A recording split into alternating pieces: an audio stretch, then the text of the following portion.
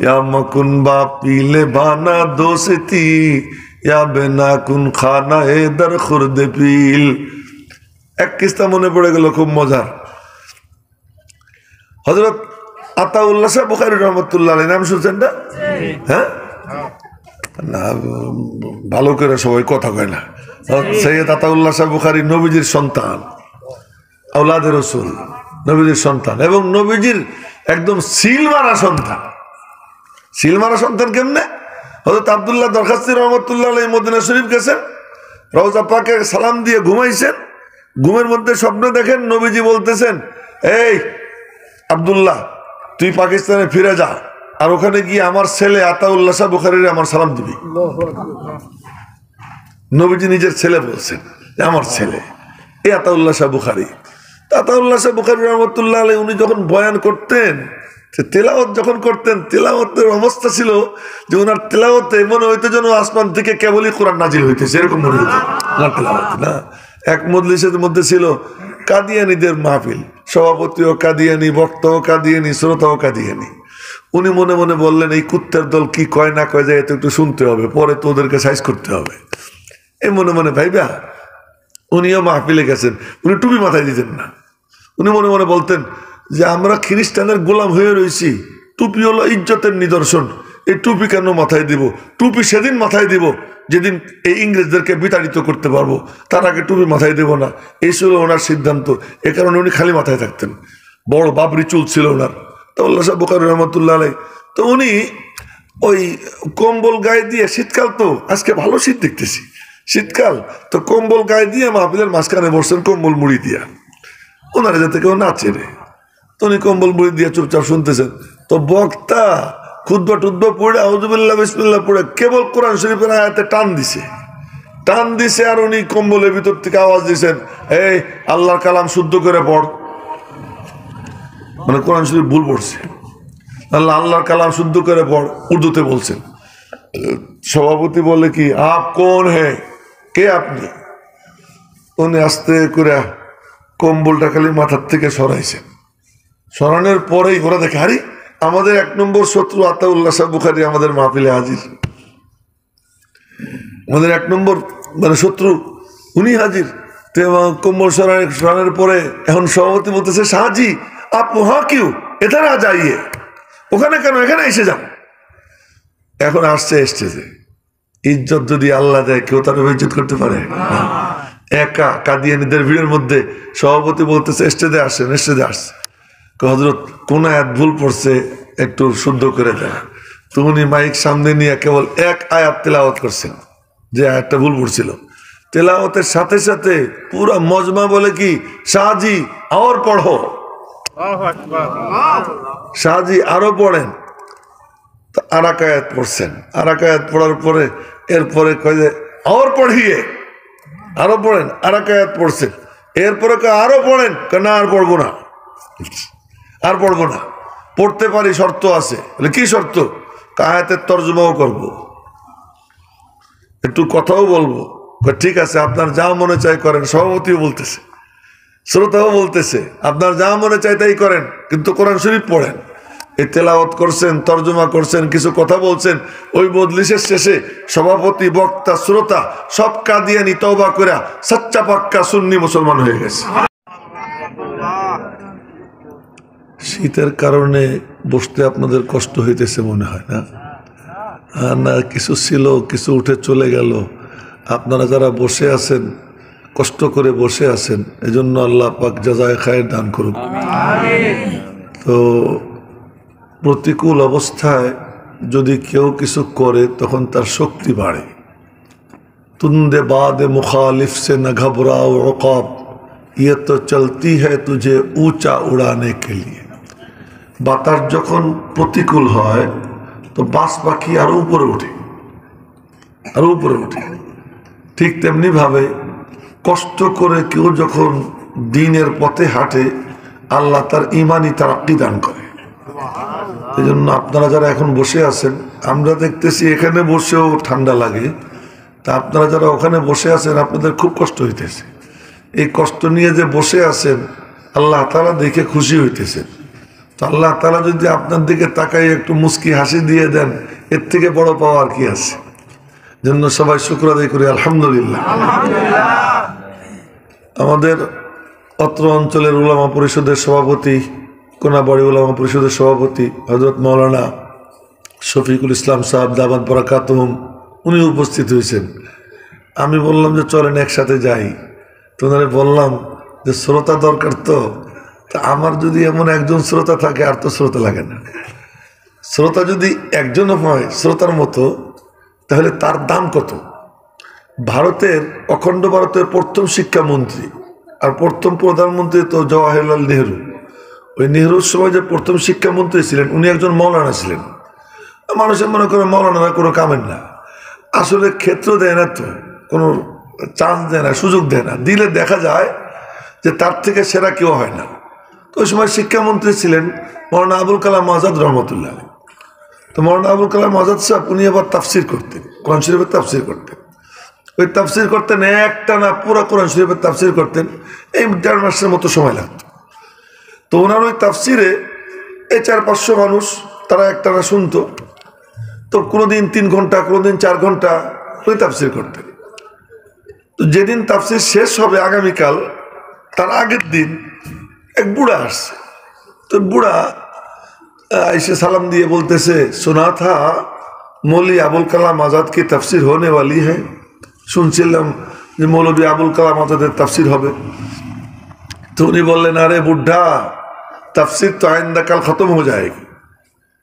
বুড়া তুমি আইসো আজকে, তাফসির তো আগামীকাল শেষ হয়ে যাবে। আমি বুড়াকে কি শুনলে মেরি বাত, আমার কথা ভালো করে শোনো। কি? जब मैंने सुना कि अबुल कलाम आजाद की तफसीर होने वाली है, अफगानिस्तान से पैदल चला। যখন শুনছি আবুল কালাম আজাদ সাহেবের তাফসির হবে, আফগানিস্তান থেকে আমি পায়ে হাঁটা দিছি। এই যে এসে পৌঁছে এলাম, আবুল কালাম আজাদ সাহেব মাথা নিচে করে নিলেন। মাথা নিচে করে একটু পরে মাথা সোজা করে বললেন, মুরব্বী তাফসির হোগি, তাফসির হবে। পরের দিন উনি ওনার তাফসির খতম কইরা এই শত শত মানুষকে বিদায় কইরা এর পরের দিন ওই মুরব্বীকে নিয়ে আবার তাফসির শুরু করছেন। পুরো 1.5 মাস এই এত শত মানুষকে নিয়ে যাক তাফসির করছেন, ওই একজন নিয়ে পুরোটা তাফসির আবার করছেন। ওই তাফসির খতম করে ওই বুড়োরে উনি হাদিয়ে দিছেন, হাদিয়ে দিয়ে বিদায় করছেন। বিদায় করে রাস্তায় দাঁড়াইয়ে আসমানের দিকে তাকাই বলতেছে, আল্লাহ अबुल कलाम आजाद का कैसी আমল तुझे पसंद आए या ना आए। আবুল কালাম আজাদের কোনো আমল তোমার পছন্দ হোক আর না হোক, এই যে একজনকে নিয়ে আমি তাফসির করলাম এই 1.5 মাস, এটা তোমার জন্য করছি, এই ওসিলায় তুমি আমার নাজাত দিয়ে দিও। তো শ্রোতার মতো শ্রোতা যদি একজনও হয়, শ্রোতার মতো শ্রোতা যদি একজনও হয়, ওই রকম শ্রোতা, তাহলে তো মাহফিল কামিয়াব। মানে আপনাদের শোনার মতো এরকম জজবা আছে নি আগে থেকে? আছে? আচ্ছা, থাকলে একটু গায়ে গায়ে মিশে বসেন, কষ্ট করে ফাঁকগুলো বন্ধ করে গায়ে গায়ে মিশে বসেন। আমি এই মাদ্রাসার নাম দেখিয়া চিন্তা করলাম যে না, যার নামে মাদ্রাসার নাম, মানে কেন যে ভুলটা করলো। या मकुन बा पीले बाना दोस्ती, या बेना कुन खाना दर खुर्दे पील, या मरोबा यार अजरत पैरहन, या बुकुश बर खानु मालंग गुश्ते नील। যার নাম রাখছে, যার নামে মাদ্রাসার নাম, আমি বলবো ভুল করে ফেলছে। কি ভুল? সাংঘাতিক মুজাহাদা করতে হবে। তার কারণ উনি যে মুজাহাদা করছেন, যে দারিদ্র্যের জীবন যাপন করছেন, এটা আপনি আমি কল্পনাও করতে পারব। এমন এক লোক আসছে হযরত আলীর সঙ্গে দেখা করতে, রাদিয়াল্লাহু তাআলা আনহু, উনি তখন খলিফাতুল মুসলিমিন। তো আয়েশা মদিনা শরীফ যেই যায়, খুব মনোযোগ দিয়ে শুনেন, মদিনা শরীফ যেই যায় তার প্রথম কাজ হলো রওজা পাকের জিয়ারত করবে, রিয়াজুল জান্নাত 2 রাকাত তাহিয়াতুল মসজিদ পড়বে, নবীজিরে সালাম দিবে, সালাম দিয়া তারপরে যেখানে যাবার যাবে। এটা হলো নিয়ম। তুমি আইসা প্রথম মসজিদে ঢুকছেন, রিয়াজুল জান্নাত 2 রাকাত তাহিয়াতুল মসজিদ পড়ছেন, পড়ে এরপরে সালাম দিছেন, সালাম দিয়া এরপরে উনি মানুষের জিজ্ঞেস করছেন বাইরিয়া যে হযরত আলীর বাড়ি কোনটা, দেখাইছে ওই যে বাড়ি, তো গেছে ওখানে বাসায়। তো বাসায় গিয়ে পাইছে হাসান বা হুসাইন, কাউকে জিজ্ঞেস করে যে আপনাদের আব্বাজান কোথায়? উনি তো মসজিদে। না, মসজিদে তো কোনো মানুষ নাই, উনি তো নাই মসজিদে। একজন লোক দেখলাম, একজন লোক কি করতেছে, দেখলাম পানির মধ্যে শুকনো রুটি ভিজিয়ে ভিজিয়ে খাইতেছে, পানির মধ্যে শুকনো রুটি ভিজিয়ে খাইতেছে। যে উনি হযরত আলী। সুবহানাল্লাহ, ভালো করে কর না। উনি হযরত আলী। হযরত আলী একদিন বলতেছেন, আইয়াতুহ দুনিয়া গাররি গায়রি, এ দুনিয়া তুই আমি ছাড়া অন্য কাউরে ধোঁকা দে, তাল্লাকতুকে সালাসা, আমি তোরে 3 তালাক দিয়ে দিছি। এই হযরত আলী রাদিয়াল্লাহু তাআলা। সেই আলী রাদিয়াল্লাহু তাআলার নামে মাদ্রাসার নামকরণ। হযরত আলী রাদিয়াল্লাহু তাআলা কেমন ছিলেন? রোজা রাখছেন, ইফতার করতে বসছেন, মনোযোগ দিয়ে ইফতার করতে বসছেন।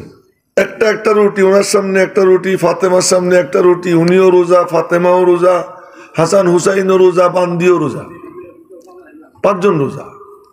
ইফতার করতে বসছেন, ইফতারির টাইমে ঠিক ওই টাইমেই দরজায় এসে হাঁক দিছে একজন, আসসালামু আলাইকুম রহমতুল্লাহ। কে?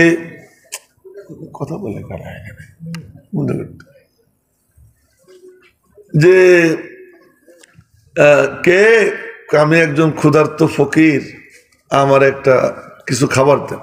হযরত আলী নিজের রুটিটা উঠাইয়া হযরত হাসানের হাতে দিয়ে বলেন, হাসান যাও আমার রুটিটা তারা দিয়ে আসো, আমি পানি দিয়ে ইফতার করবো। হযরত হাসান দাঁড়িয়ে বলতেছে, আব্বা আমারটাও দিয়ে দিই। বেটা এটা জিজ্ঞেস করার কি, দে। হুসাইন রাদিয়াল্লাহু তাআলা বললেন, আব্বু আমারটাও দেই। কার দাও, এটা জিজ্ঞেস করার কি আছে? হযরত ফাতেমা বললেন, বাহ, তোমরা সবাই দিতেছ, দান করা শিখলে যার কাছ থেকে, আমি তার মাইয়া, আমারটাও নিয়ে যা। আচ্ছা, এখন বান্দি বলতেছে কি, কিয়ামত পর্যন্ত আনেওয়ালা উম্মতের কাছে মেসেজ যাবে, হযরত আলী, হযরত ফাতেমা, হাসান হুসাইন তারাই দাতা, তাদের বান্দি যে সে স্বার্থপর ছিল না। আমি দেখাইতে চাই আমিও দিতে পারি, আমারটাও দিয়ে দিলাম। এই 5টা রুটি ফকিররে দিয়া এই 5 জন পানি দিয়ে ইফতার করলেন। সেই আলী রাদিয়াল্লাহু তাআলা আনহুর মাদ্রাসা। কোন আলী? ওই আলী রাদিয়াল্লাহু তাআলা আনহু নবীজি, মনোযোগ আছে তো আপনাদের সবার? নবীজি বললেন যে জান্নাতে যখন আমি ঢুকবো, হাসরের ময়দানে যখন হাজির হব, তা আমি এই আবু বকরের হাত আমার ডান হাতে থাকবে, ওমরের হাত বাম হাতে থাকবে। এই 2 জনকে নিয়ে হাসরের ময়দানে আল্লাহ পাকের সামনে হাজির হব। আর এই 2 জন তো আমার পাশেই থাকবে জান্নাতে, তার কারণ কবরেও যেমন পাশে, জান্নাতেও পাশে। এর তো মেসেজ দিয়েই দিছেন। তো হযরত উসমান মনে মনে কইতেছেন, আমি কি দোষ করলাম? আমি আপনার 2টা মাইয়া বিয়ে করলাম, এরপরে আবার দিনের জন্য যা করার সব করছি, আমার কথা কি কিচ্ছু বলবেন না নবীজি? নবীজি বললেন, লিকুল্লি নাবিয়্যিন রাফিকুন ফিল জান্নাহ ওয়া রাফিকি ফিহা উসমান ইবনে আফফান। সব নবীর জান্নাতে একজন বন্ধু থাকবে, আমার বিশেষ বন্ধুর নাম হলো উসমান। সুবহানাল্লাহ। জোরে জোরে জোরে সুবহানাল্লাহ। আপনারা মানুষ কম দেখে কি মন খারাপ নাকি? তো জোরে জোরে আবার বলেন সুবহানাল্লাহ। তা জান্নাতে আমার বিশেষ সাথীর নাম উসমান। এখন হযরত আলী মনে মনে বলতেছেন, আমি কি দোষ করলাম? আমি নবীজির কোলে পিঠে বড় হইলাম, 8 বছর বয়সে মুসলমান হইলাম, 21 বছর বয়সে নবীজির কন্যারে বিয়ে করে আর কোথাও গেলাম না, তার কাছেই থাকি। এই সবার কথা কয়, আমার কথা কিচ্ছু কয় না। নবীজি বললেন, ইয়া আলী আমা তারদা আইয়াকুনা বাইতুকা আমামা বাইতি ফিল জান্নাহ। এ আলী, তুই কি এতে খুশি না জান্নাতে তোর ঘরটা আমার ঘরের সামনে থাকবে? হযরত তালহা জুবায়ের মনে মনে কইতেছেন, আমি কত কিছু করলাম, আমার নাম দিয়ে কিছু করে না। হযরত তালহা উহুদের যুদ্ধে রাদিয়াল্লাহু তাআলা আনহু, হযরত তালহা রাদিয়াল্লাহু তাআলা আনহু, নবীজি তো এই মাথায় লোহার টুপি ছিল, আর টুপিতে পাথর মারে। আব্দুল্লাহ ইবনে কামিয়া ওই টুপির রিং ভাঙ্গা নবীজির কপালের সাইড দিয়ে ঢুকে যায়, নবীজির দান মোবারক শহীদ হয়ে যায়, দুইটা দাঁত শহীদ হয়ে যায়, এবং নবীজি বেহুশ হইয়া গর্তের মধ্যে পড়ে থাকেন। এমনকি সংবাদ রটনা হয়ে যায় কদ কুতিলা মুহাম্মদ, বলেন না সাল্লাল্লাহু আলাইহি ওয়াসাল্লাম। এই সংবাদ রটনা হয়ে যায়। এই সংবাদের পরে আবাল বিরুদ্ধ বনিতা সব ছুটে ছুটে আসতে থাকে আর তখন শুধু জানতে চেষ্টা করে নবীজির কি খবর। এ লম্বা কাহিনী। ওই সময় নবীজি গর্তের মধ্যে নবীজি বেহুশ হয়ে পড়েছিলেন। পরে সাহাবীরা দেখে না নবীজি জিন্দা, হুশে আছেন। পরে উঠানো হয়। এখন এই রিং খুলবে, রিং কেমনে খুলে, কোনো সাড়াশি তো নাই। এক সাহাবী হযরত সিনান ইবনে আবি সিনান রাদিয়াল্লাহু তাআলা আনহু, উনি দাঁত দিয়ে কামড় দিছেন, কামড় দিয়ে টান দিছেন, দাঁত একটা ভাঙছে। আর এক কামড় দিছেন, টান মারছেন, আর এক দাঁত ভাঙছে। তৃতীয় কামড় দিয়ে পরে রিং বের করছেন। এরপরে রক্ত ওখান দিয়ে ঝরতেছিল। ওই রক্ত ঝরতেছিল, রক্ত কি দিয়ে মুছবেন? হযরত আবু উবাইদা রাদিয়াল্লাহু তাআলা আনহু নবীজিকে জড়াই ধরে এখানে দুই ঠোঁট লাগাই দিয়েছেন, চুক চুক করে চুষতে থাকছেন যতক্ষণ রক্ত পড়ছে। রক্ত পড়া শেষ, ওনার চুষাও শেষ, ঠোঁট সরাইছেন। নবীজি বললেন, আরে বেটা, তোর জন্য জান্নাত ওয়াজিব হয়ে গেছে। এরপরে ওরা জানতে পারলো নবীজি জিন্দা। কাফেররা এতক্ষণ মনে করতেছিল নবীজির শাহাদাত হয়ে গেছে, এই কথা মনে করে ওরা ফুর্তি করতেছিল। কিন্তু যখন জানলো নবীজি জিন্দা, তখন তারা, আরে আমরা তো ব্যর্থ, আসল কাম তো হয় নাই, তখন নবীজিকে খুন করতে হবে, কেমনে করা যায়? তো চতুর্দিক থেকে পাথর মারা শুরু করছে, মানে তীর মারা শুরু করছে। ওই তীর মারা শুরু করছে, তখন সাহাবীরা নবীজির মাঝখানে রেখে এরকম বুক পইতে দাঁড়াই গেছে।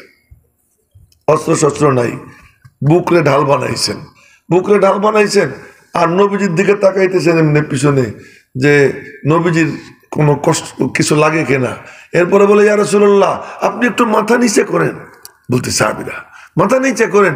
ইউসিবুকা সাহমুম মিন সিহামিল কওম, এই ওদের কোনো তীর আপনার গায়ে লেগে যেতে পারে, আপনার টেনশনের কি আছে? এই যে আমার বুক ঢাল বানাই দিছি না, নাহরি দুনা নাহরিকা ইয়া রাসূলুল্লাহ, আমার সিনা আপনার সিনার জন্য, হেফাজতের জন্য ঢাল বানাই দিছি। তো এই করে তখন ওরা দেখলো যে তীর মাইরে লাভ নাই, মানে চতুর্দিক থেকে তীর মাইরে লাভ নাই, উপর থেকে মারি। উপর থেকে তীর মারা শুরু করছে। এই তখন তালহা রাদিয়াল্লাহু তাআলা আনহু, উনি বললেন, তোরা টেনশন করিস না, এই তীরগুলো ঠেকানে ঢাল আছে। কই ঢাল? ওনার এই হাতের মধ্যে যে কি আল্লাহর কুদরত আর কারিশমা এসে গেল, এই হাতটা শুধু ঘুরতেছিল, এই হাতটা ঘুরতেছিল। যে তীর আছে ওনার হাতে লাগে, লাগতে লাগতে হাত ঝাঁঝরা হয়ে যায়, প্যারালাইজড হয়ে যায়। তিনি মনে মনে বলেন যে হাতটা যদি নবীজিরে নিয়ে খালি একটু দেখাই, বলে যে এই যে তীর লাগছে, আর নবীজি ফু দিলেও ভালো হয়ে যাবে, তুতু দিয়ে দিলেও ভালো হয়ে যাবে, শুয়ে দিলেও ভালো হয়ে যাবে। তার কারণ এক সাহাবী নবীজির দুশ্মনকে মারতে গিয়া তারে মাইরা ফেরার সময় পড়ে গেছিলেন, পড়ে গিয়ে হাঁটুর এখান থেকে হাড় ভেঙে গেছে, হাঁটুর নিচে হাড় ভাঙার পরে উনি ওনার পাগড়ি দিয়ে এটা বাঁধছেন, বাঁধা খোড়াইয়া নবীজির কাছে গেছেন, গিয়ে বলছেন, ইয়া রাসূলুল্লাহ, কাদ কাতালাল্লাহু আদুওয়াক, আল্লাহ পাক আপনার দুশ্মনকে হত্যা করছে, কিন্তু আমার একটু সমস্যা হয়ে গেছে। কি? কে ঠ্যাংটা ভেঙে গেছে, বলতেছে পাটা একটু ভাঙছে, মুখে মুচকি হাসি, পাটা ভাঙছে। তো নবীজি বললেন, কোন পা ভাঙছে? পা লম্বা করো। পা লম্বা করছে। নবীজি হাত দিয়ে পাটা শুয়ে দিয়েছেন, সঙ্গে সঙ্গে ভাঙ্গা হাত জোড়া লেগে গেছে।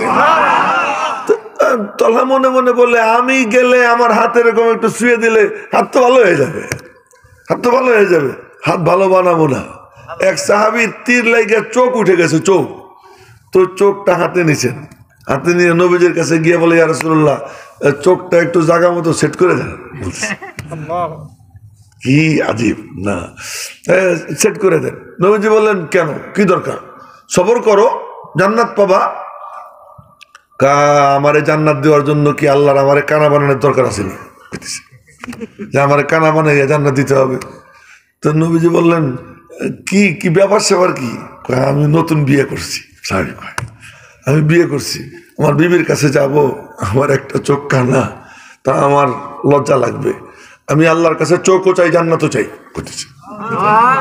চোখও চাই জান্নাতও চাই। নবীজি বললেন দাও, হাতে নিছেন চোখ নিয়া ওখানে শুধু রাইখে দিছেন, আর আল্লাহ পাক চোখ আগের থেকে আরো সুন্দর বানাই দিছেন, সুন্দর বানাই দিছেন। তো বলার মাকসাদ হলো তলহা রাদিয়াল্লাহু তাআলা আনহু এদিকে চাইয়ে থাকেন, পরস্পরে কথা কইেন না, আমি গল্প করতেছি, একটু গল্প শোনেন, ওয়াজ তো আর লম্বা করবো না, সংক্ষেপ।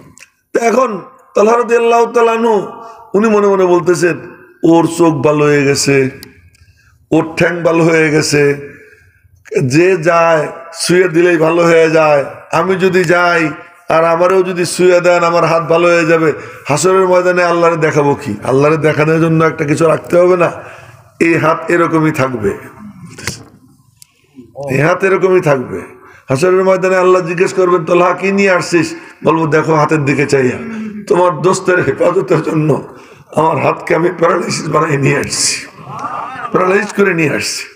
তো হাসরের ময়দানে আল্লাহ পাকের কাছে সাক্ষী হিসেবে পেশ করবো। তলহা কয় উহুদের দিন নবীজি আমার সার্টিফিকেট দিলেন, তলহা তো খাইরু উহুদ, তলহা উহুদের বীর শ্রেষ্ঠ।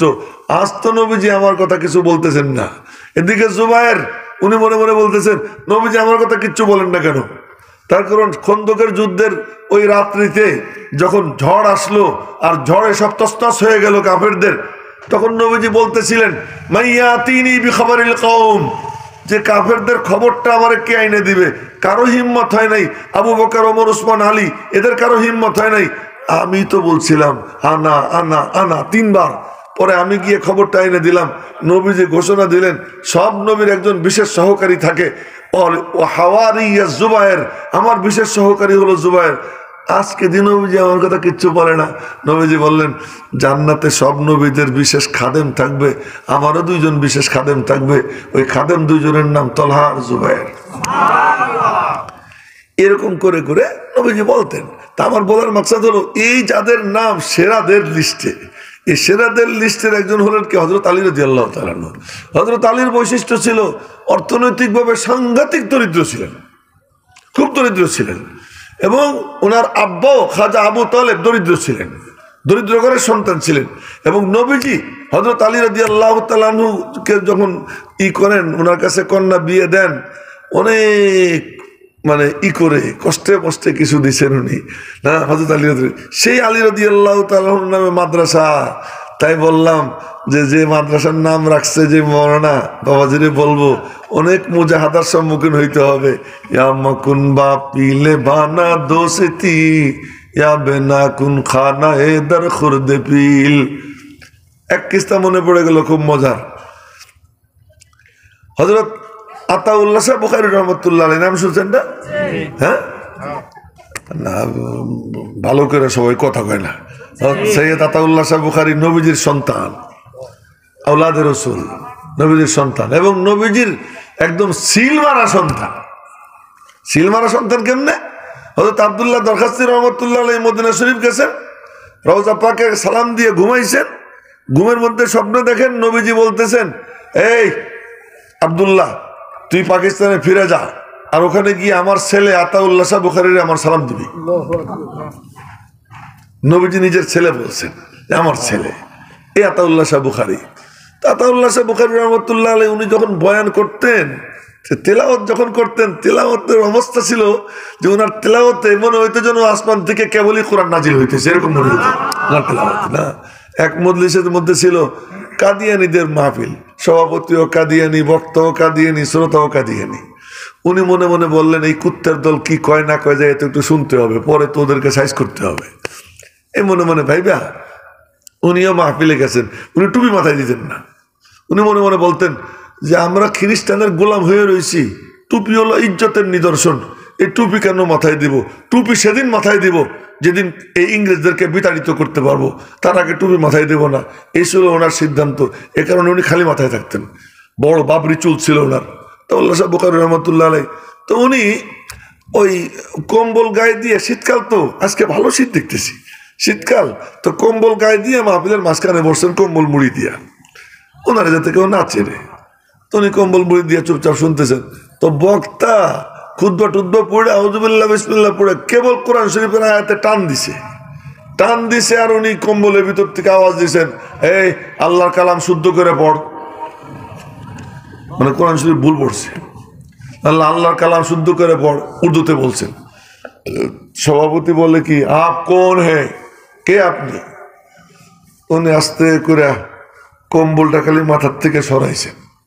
সরানোর পরেই ওরা দেখে, আরে আমাদের 1 নম্বর শত্রু আতাউল্লাহ শাহ বুখারী আমাদের মাহফিলে হাজির। আমাদের 1 নম্বর মানে শত্রু উনি হাজির। কম্বল সরানোর পরে এখন সভাপতি বলতেছে, শাহজি আপ ওহা কিউ, এধার আ যাইয়ে, ওখানে কেন, এখানে এসে যান। এখন আসছে স্টেজে, ইজ্জত যদি আল্লাহ দেয় কেউ তার ইজ্জত করতে পারে? একা কাদিয়ানীদের ভিড়ের মধ্যে সভাপতি বলতেছে, স্টেজে আসছেন, স্টেজে আসছে। হযরত কোন আয়াত ভুল পড়ছে একটু শুদ্ধ করে দেয়। তো উনি মাইক সামনে নিয়ে কেবল 1 আয়াত তেলাওয়াত করছেন, যে আয়াতটা ভুল পড়ছিল।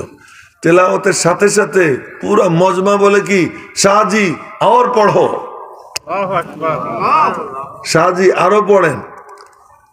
আর এক আয়াত পড়ছেন, আর এক আয়াত পড়ার পরে এরপরে কয় যে আর পড়িয়ে, আরো পড়েন। আর এক আয়াত পড়ছেন, এরপরে আরো পড়েন, না আর পড়বো না, আর পড়বো না। পড়তে পারি, শর্ত আছে। কি শর্ত? আয়াতের তর্জমাও করবো, একটু কথাও বলবো। ঠিক আছে, আপনার যা মনে চাই করেন। সভাপতিও বলতেছে, শ্রোতাও বলতেছে, আপনার যা মনে চাই তাই করেন, কিন্তু কোরআন শরীফ পড়েন। এই তেলাওয়াত করছেন, তর্জমা করছেন, কিছু কথা বলছেন। ওই মজলিসের শেষে সভাপতি, বক্তা, শ্রোতা সব কাদিয়ানি তওবা করে সচ্চা পাক্কা সুন্নি মুসলমান হয়ে গেছে। এই আতাউল্লাহ শাহ বুখারী রহমাতুল্লাহ আলাইহি এক মাহফিলে বয়ান করতেছিলেন। বয়ান করতে গিয়ে শাইখুল ইসলাম হুসাইন আহমদ মাদানির প্রশংসা করছেন। ওনার প্রশংসা কিছু কথা বলছেন। ওই প্রশংসা শুনে এক লোক লাভ দিয়ে উঠে বলে কি, হযরত ভাইনে আপনি লড়কে কা নাম হুসাইন আহমদ রাখ দিয়া। ওনার নাম হুসাইন আহমদ মাদানি। তো বলে আমি আমার ছেলের নাম হুসাইন আহমদ রেখে দিলাম। তো উনি বলতেছেন, ইয়ে কাম না করো হুসাইন আহমদ, আপনি লড়কে কা নাম না रखो, हुसैन अहमद रखो ना। अगर तुम अपने लड़के का नाम हुसैन अहमद रखोगे, उसे मुशक्कतें उठानी पड़ेगी, मुसीबतें झेलनी पड़ेगी, जेल में जाना पड़ेगा, फाका बर्दाश्त करना पड़ेगा, ये होगा वो होगा। कि हुसैन अहमद रखो ना, हुसैन अहमद रखले और दारिद्र्যের কষ্ট করতে হবে, ক্ষুধার কষ্ট করতে হবে, ওর জেলে যাইতে হবে, বিপদ আপদের সম্মুখীন হবে। তুমি এক কাম করো, अपने लड़के का नाम एहतशामुल हक रख दो। सभापति ছিলেন एहतशामुल हक थानवी। तो बोलते से एक काम करो, तुम अपने लड़के का नाम एहतशामुल हक रख दो, हमेशा जेब में पैसा रहेगा, हाथ घी में लथपथ रहेगा, बड़े आराम की जिंदगी मिल जाएगी। कि तुम एक काम करो, तुम्हार ছেলের নাম আমার সভাপতি যে আতাউল্লাহ এই এহতেশামুল হক থানভী, ওনার নামে রেখে দাও, দেখবা সবসময় পকেটে টাকা থাকবে। উনি তো আর ইংরেজ বিরোধী আন্দোলন করেন না, তার ইংরেজ বিরোধী আন্দোলন করি। জেলে যাইতে হয় তার, যে কি করে মাঠে ময়দানে গরম গরম কথা কয়। তো হুসাইন আহমদ মাদানী তো ওই কথা বলে, তুমি তোমার পুলার নাম যদি তার নামে রাখো, তোমার পুলারও ওই অবস্থা হবে। তাই মাদ্রাসার মানে প্রতিষ্ঠাতা যেই হোক, মুরব্বী যেই হোক, আমি বলতেছি হযরত আলীর নামে নাম রাখছে। এখন হযরত আলীর যে বৈশিষ্ট্য মাদ্রাসার মধ্যে তো আসবে। হযরত আলী বলছেন, ইয়া আইয়াতুহা দুনিয়া গাররি গাইরি, এ দুনিয়া তুই অন্য কাউরে গিয়ে ধোঁকা দে, তাল্লাকতুকে সালাসান, আমি তোরে 3 তালাক দিয়ে দিছি, তোর সাথে আমার কোনো সম্পর্ক নেই। এই দারিদ্র মুজাহাদার জিন্দেগি ভাই সেনিছেন কে? হযরত আলী রাদিয়াল্লাহু তাআলা। এই জন্য মুজাহাদা একটু করতে হবে। এই মুজাহাদার পরে ইনশাআল্লাহ আল্লাহ তাআলা রাস্তা খুলে দিবেন। এই জন্য শাইখুল ইসলাম হুসাইন আহমদ মাদানী মুজাহাদা করেছেন। আল্লাহ তার আল আওলাদ, তার ফরজন্দরা এখন শাহী জীবন যাপন করতেছে। আপনি দেখেন সারা দুনিয়ার বাদশাহ মাদানী খানদানরা, একটা পিচ্ছি পিচ্ছি কেউ এসে যায়, সে বাংলাদেশেই যাক, লন্ডনেই যাক, আমেরিকায় যাক, মনে হয় যেন রাজা চলে আসছে, রাজকীয় সম্বর্ধনা। আশরাফ মাদানী সাহেব আসছেন বাংলাদেশে, শুনলাম একজন তার একটা বাড়ি পুরা তার জন্য ছেড়ে দিছে, গাড়ি একটা, তাও বুঝি 2.5 কোটি না 3 কোটি টাকা দামের গাড়ি, এটা তার জন্য বরাদ্দ। যেখানে যাবে বাংলাদেশের বাস ওই গাড়ি তার জন্য বরাদ্দ করে দিছে। কি ব্যাপার? তার আব্বা শাইখুল ইসলাম হুসাইন আহমদ মাদানী ইট মাথায় দিয়ে ঘুমাইতেন, ইট মাথায় দিয়ে ঘুমাইতেন এবং বলতেন, अगर जिंदगी में कुछ करना है तो अपने को मुशक्कत के आदी बनाओ, জীবনে যদি কিছু করতে হয় নিজেকে কষ্টে অভ্যস্ত বানাও। যাই হোক, এই কথা বললাম হযরত আলী রাদিয়াল্লাহু তাআলার নাম দেখে। এই জন্য মনে হয় নাম যে রাখছে তার কিছু মুজাহাদার সম্মুখীন হইতে হবে, এরপরে আল্লাহ তাআলা রাস্তা খুলে দিবে, পরবর্তীদের জন্য ইনশাআল্লাহ রাস্তা খুলে যাবে, পরবর্তীদের জন্য রাস্তা খুলে যাবে।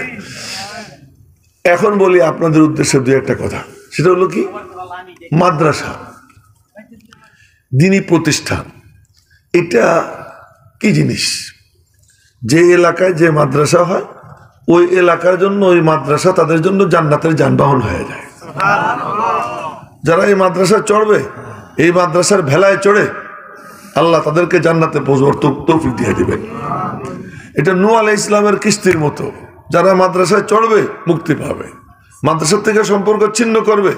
আপনারা যদি খোঁজ নেন তো দেখবেন, আজকে সময় নেই, ধীরে সুস্থে শুনেতে আপনাদেরকে, কষ্ট হইতেছে শীতে, সংক্ষেপে বলতেছি যে আল্লাহ তাআলা আসমান আগে বানান নাই, মাদ্রাসা আগে বানাইছে। আল্লাহ তাআলা আসমান জমিন আগে বানান নাই, মাদ্রাসা আগে বানাইছে। কি কারণে? একটু তো চিন্তা করার দরকার। কি কারণে?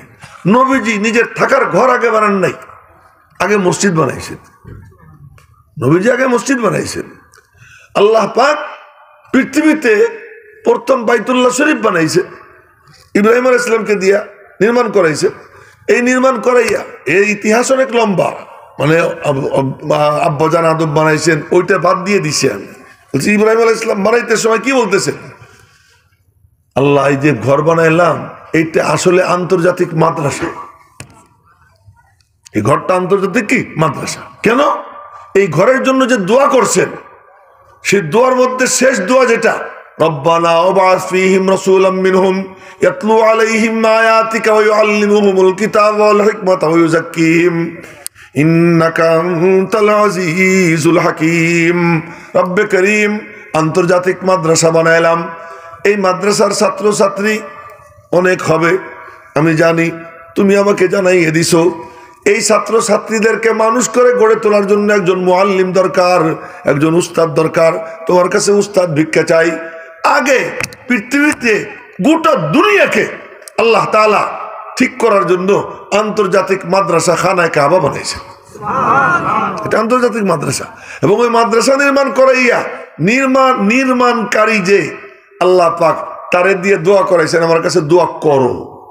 আর আল্লাহ যে দোয়া করতে কন, ওই দোয়া করতে দেরি, কবুল হইতে দেরি হয় না। এটা মনে রাখবেন। আল্লাহ পাক বলেন যে এই দোয়া করো। যখন বলেন তো ইব্রাহিম আলাইহিস সালাম কি নিজে করছেন না আল্লাহ ওনারে বলে দিয়েছেন দোয়া করতে? কে বলে দিছে? আল্লাহ বলে দিছে।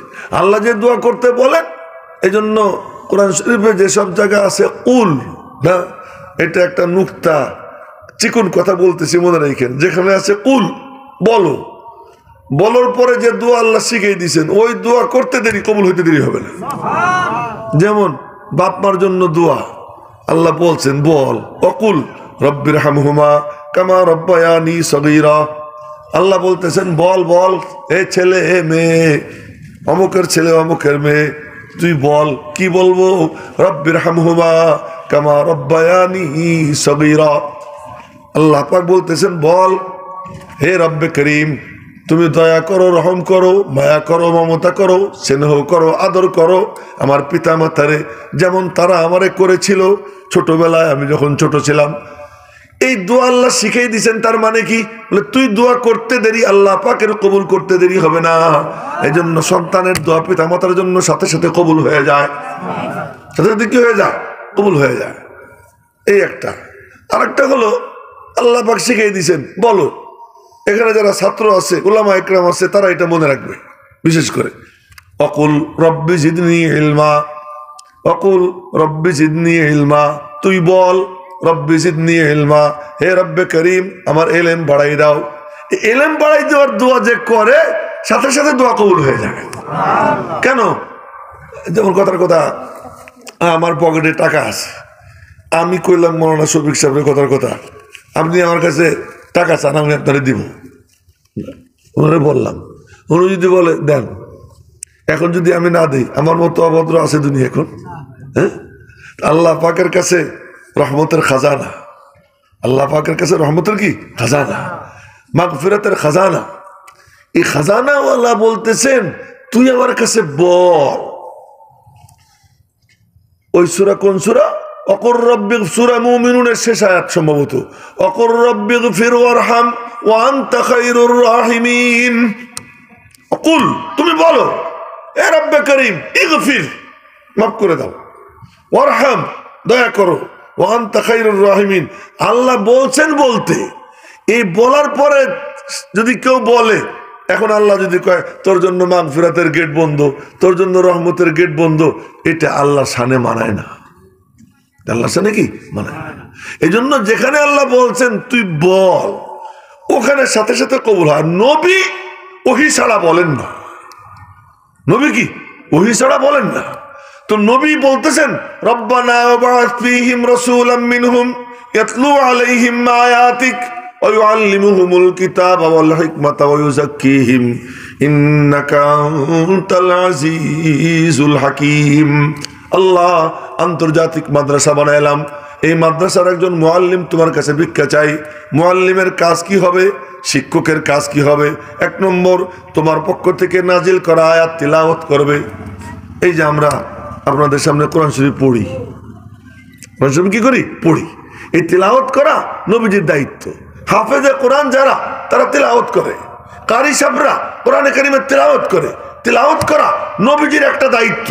বলে এই কাম সবচেয়ে আগে দরকার। কেন? মাদ্রাসার তালিম না হইলে মানুষের মধ্যে আর শুয়ারের মধ্যে কোনো ব্যাসকম থাকে না, মানুষের মধ্যে আর কুত্তের মধ্যে কোনো ব্যাসকম থাকে না, মানুষের মধ্যে আর বানরের মধ্যে কোনো ব্যাসকম থাকে না। মানুষ আর বানর কোনো পার্থক্য করা যায় না, হাইওয়ান জানোয়ারের থেকেও নিকৃষ্ট হয়ে যায় যদি কোরআনে কারীমের তালিম না থাকে, কোরআনে কারীমের ছোঁয়া না পায়। এজন্য রব্বুল আলামিন মানুষ যাতে সত্যিকার মানুষ হয়, এজন্য মানুষকে দুনিয়ায় পাঠানোর আগে, মানুষের জন্য আসমান জমিন সৃষ্টির আগে আল্লাহ পাক সর্বপ্রথম মাদ্রাসা কায়েম করছে। মাদ্রাসা কায়েম করে এরপরে আবার পৃথিবীকে নিয়ন্ত্রণ করার জন্য মেহওয়ার, মেহওয়ার বোঝেন নাকি? মেহওয়ার ওই যে গরু ঘোরে যে চারদিকে মলন মলে, মলন বলতে সব মাঝখানে একটা খুঁটি থাকে না, ওই খুঁটিরে আমাদের গ্রামে কয় মেয়ের খাম। আসলে এই শব্দটা আরবিতে মেহওয়ার, মানে যেটাকে কেন্দ্র করে সবকিছু ঘোরে।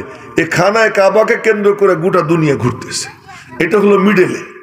এইটা আসলে শুধু একটা ঘর না, এটা হলো সারা দুনিয়ার সমন্বয় কেন্দ্র, সারা বিশ্ব জাহানের সমন্বয় কেন্দ্র।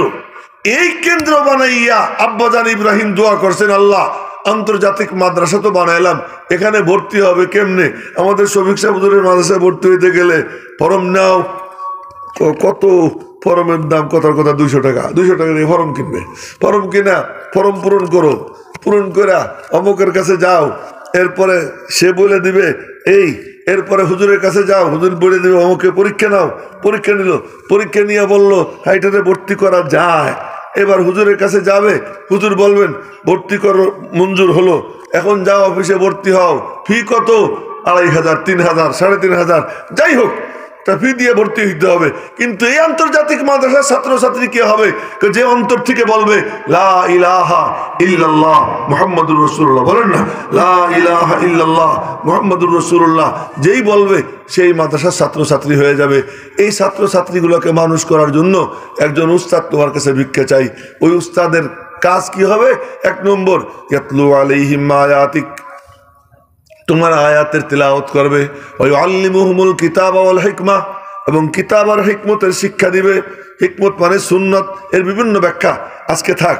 ওই আল্লিমুহুমুল কিতাবা ওয়াল হিকমা ওয়া ইউযাক্কিহিম, এবং তাদের অন্তরের আবর্জনা ময়লা পরিষ্কার করার ডোজ দিবে, ডোজ দিবে। এই ডোজ আমল করো, আল্লাহ তোমার দিলের আবর্জনা পরিষ্কার করে দিবে। তুমি সুবহানাল্লাহ সুবহানাল্লাহর আমল করো, তুমি আলহামদুলিল্লাহর আমল করো, তুমি রাগকে হজম করার চেষ্টা করো। এরকম এক একটা ডোজ দিবেন। নবীজি যারে যে ডোজ দেন, কার জন্য কি ডোজ এটা তো ডাক্তারই বুঝবে, সবার জন্য ওষুধ একটা না। এই জন্য ডাক্তারের কাছে গেলে একজনকে দেয় এই প্রেসক্রিপশন, আর একজনকে দেয় ওই প্রেসক্রিপশন। ঘটনা কি? ডাক্তার জানে কে কোন রোগের রোগী, যার রোগ যেমন তার চিকিৎসাও তেমন। এই জন্য নবীজির কাছে কেউ গেলে নবীজি তার ওষুধ দিতেন, নাও এই দাওয়াইয়ের উপর আমল করো, এই তসবিটার উপরে আমল করো। এই আমল করতো, আর আল্লাহ তাদের দেলটারে সাপ বানাই দিত। এবং ওই সিলসিলা কাম কি? তেলাওয়াতে কোরআন, তালিমে কোরআন, তাজকিয়া, আত্মশুদ্ধি, এই তিনও কাজ মাদ্রাসায় হয়। তিনও কাজ কোথায় হয়? মাদ্রাসা হয়। দর মাদ্রাসা খানকা দিদাম, মাদ্রাসায় খানকা দেখে আসলাম। এজন্য মাদ্রাসাগুলোতে এই কাজই করা হয়, যেই কাজ আল্লাহ তাআলা আসমান জমিন সৃজনের 1000 বছর আগে করছেন। কি জন্য? যে এই তালিম না থাকলে মানুষ হবে না। এই জন্য আমাদের সমাজে যে শিক্ষা চালু আছে না, এই শিক্ষায় কি দেয়? বড় বড় শিক্ষিত দেয়, ডক্টর দেয়, সচিব দেয়, এরপরে আপনার ইঞ্জিনিয়ার দেয়। কিন্তু সুবহানাল্লাহ, পিয়ন 400 কোটি টাকার মালিক। কত টাকার মালিক? ওর বাপের কাছ থেকে পাইছে টাকা। এমপি 100 এমপির মধ্যে জরিপ চালাইছে। 100 এমপির মধ্যে দেখে কি 97টি চোর। কটা চোর? পরে মনে করছে কি 3টে বুঝি চোর না, পরে দেখে যায় 3টে চোর কিন্তু অল্প চোর। আর 97টি চোর হলো হাজার কোটি টাকার চোর। আর ওরা হলো শত কোটি টাকা। পিয়ন যদি 400 কোটি হয়, তাহলে একজন এমপির তো 500 কোটি 600 কোটি হওয়াটা কোনো ব্যাপারই না। 100 জনের 100 জনই যদি চোর হয়, শিক্ষিত কোন ফ্যাক্টরির থেকে বেরিয়েছে? ইহুদি খ্রিস্টানদের দিয়ে যাওয়া শিক্ষা ব্যবস্থা থেকে বেরিয়েছে। কিন্তু নবীজির দিয়ে যাওয়া, আল্লাহর পক্ষ থেকে নবীজির দিয়ে যাওয়া যে শিক্ষা ব্যবস্থা, এখান থেকে যে সন্তানটা বের হয়, ও চোর তার কাছে দিয়ে দেন, চোর রেসে আল্লাহর ওলি বানাইয়া দেয়। এই জন্য এই যে তবলিগ জামাতে কি চোর, বাটপার, ডাকাত, গুন্ডা এ যা আছে, খালি কোন রকম ধরে একটু ঢুকাই দেন। এই কোরআনে কারিমের সোয়া নূর যাদের সিনা, এদের সোহবতে যায়, একটু ঘোরে, কিছুদিন যায়, এরপরে ওখান থেকে ফিরে আসার পরে সুবহানাল্লাহ, মাথায় পাগড়ি, চোখে সুরমা, হাতে তসবিহ, আর কি নুরানি চেহারা, চমৎকার কথা। আগে নামাজের ধারে কাছে যাইতো না, এখন মসজিদে সবার আগে চলে যায়। আরে কিসের কি পাইছে? কোরআনে কারিমের সোয়া পাইছে। আল্লাহ পাক তারে মানুষ বানাই দিছে।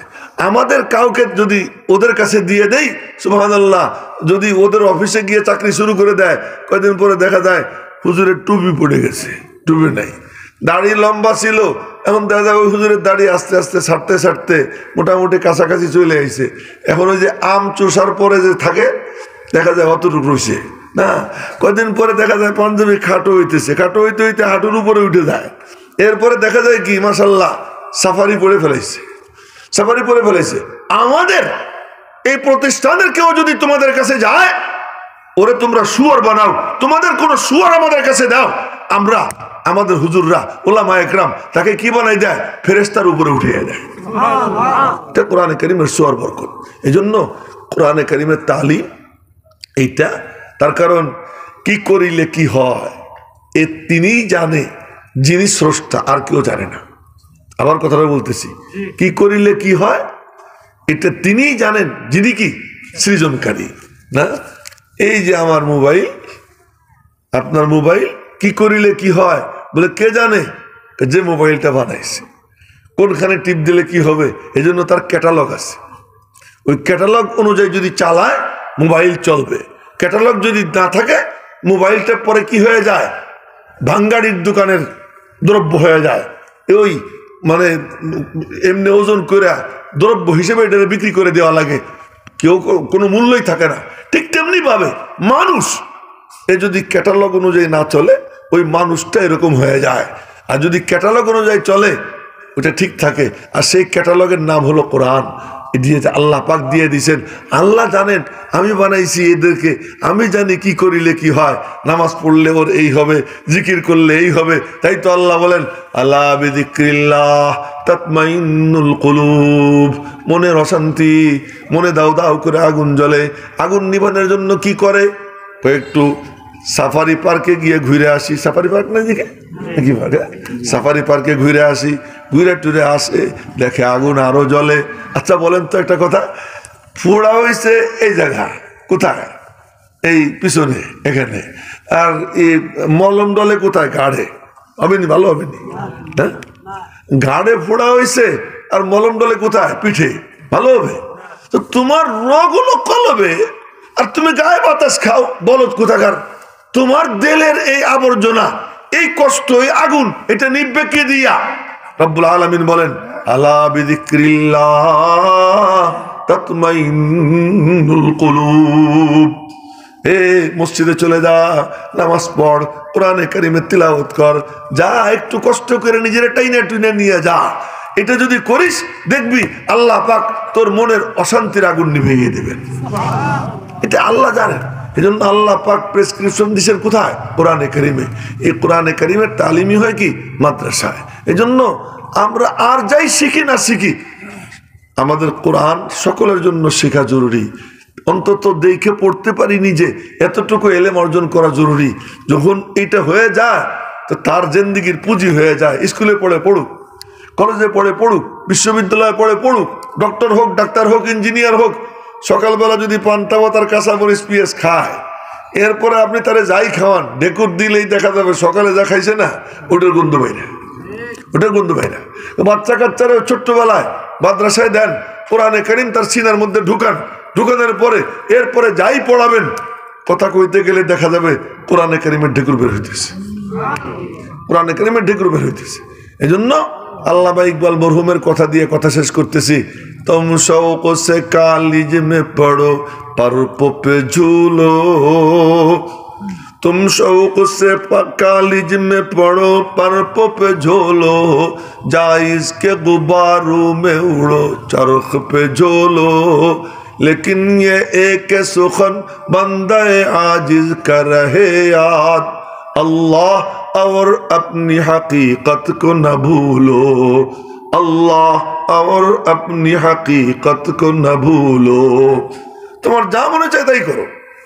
তুমি অক্সফোর্ডে যাও, ক্যামব্রিজে যাও, ঢাকা বিশ্ববিদ্যালয়ের ডিগ্রি নাও, এরপরে বিদেশের ডিগ্রি নাও, নাও সব নাও, কিন্তু নিজেরে ভুলো না, আল্লাহরে ভুলো না। তুমি কে? তোমার স্রষ্টা কে? তুমি সব জানো, স্রষ্টারে চেনো না। সব বোঝো, মালিকরে কেমনে খুশি করতে হয় সেই তরিকা জানো না। তুমি সব জানো, তোমার জিন্দেগির উদ্দেশ্য কি, লক্ষ্য কি তুমি জানো না। তো তোমার মতো অপদার্থ, তোমার মতো গাধা খেয়ে আছে। আমাদের ডক্টর কামাল তার মাইয়ে বিয়ে দেয় কাদিয়ে নিজামের সাথে।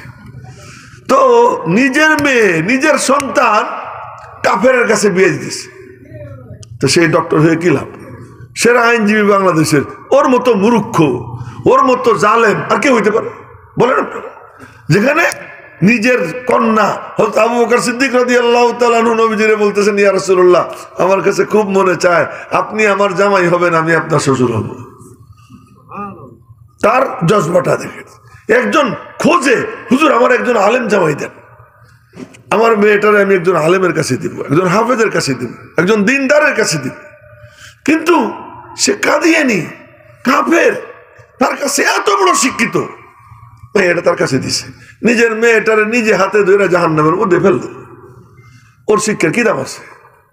ওর শিক্ষার কি দাম আছে? ওর থেকে অনেক ভালো রিক্সাওয়ালা, ওর থেকে অনেক ভালো একজন দিনমজুর। এই এলেমটা পায় কে? যে আলেমদের সংস্পর্শে আসে, যে মাদ্রাসার টাচে আসে, যে মসজিদের খতিবের টাচে আসে, আলেমদের কাছে আসে। আল্লাহ পাক তাকে এই দিনের বুঝ দান করে দেয়। আল্লাহ পাক আমাদেরকে কথাগুলো বুঝবার তৌফিক দান করেন এবং মাদ্রাসার সাথে সম্পর্ক রাখবার তৌফিক দান করেন। এবং এখানে যে মাদ্রাসাটা হয়েছে হযরত জামিয়া আরাবিয়া হযরত আলী রাদিয়াল্লাহু তাআলা আনহু, এই মাদ্রাসার খাদেম হবার এলাকাবাসীকে আল্লাহ তাআলা তৌফিক দান করেন।